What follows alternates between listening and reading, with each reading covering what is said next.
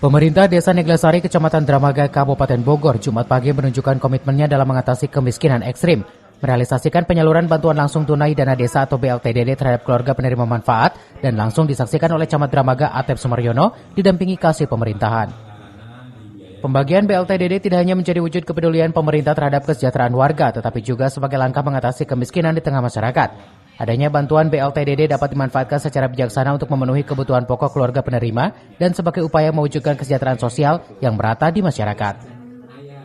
Penyaluran bantuan langsung tunai dana desa triwulan pertama sebanyak 92 akan menerima sebesar Rp900.000 per KPM terhitung bulan Januari, Februari, dan Maret 2024. Baru disalurkan Pemdes Neglasari setelah berkas pengajuan dana desa terrealisasikan oleh pemerintah.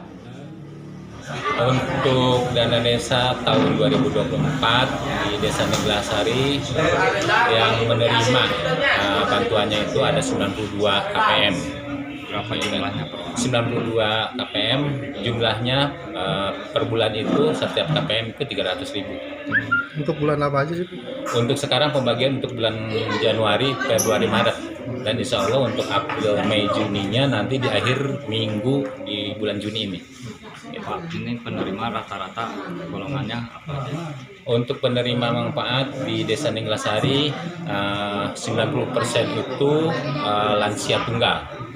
Udah lansia tunggal yang udah berumur di atas 65. Untuk laki-lakinya di atas 70 tahun itu. Penyaluran bantuan langsung tunai dana desa Neglasari menjadi bukti bahwa kepedulian pemerintah bukan hanya sebatas retorika, tetapi terwujud dalam tindakan yang memberikan dampak positif bagi kehidupan warga desa melalui sinergi pemerintah dan masyarakat. Diharapkan kemiskinan ekstrim dapat teratasi dan kesejahteraan sosial dapat tercapai. Dari Dramaga, Kabupaten Bogor, Iman Abdurrahman melaporkan.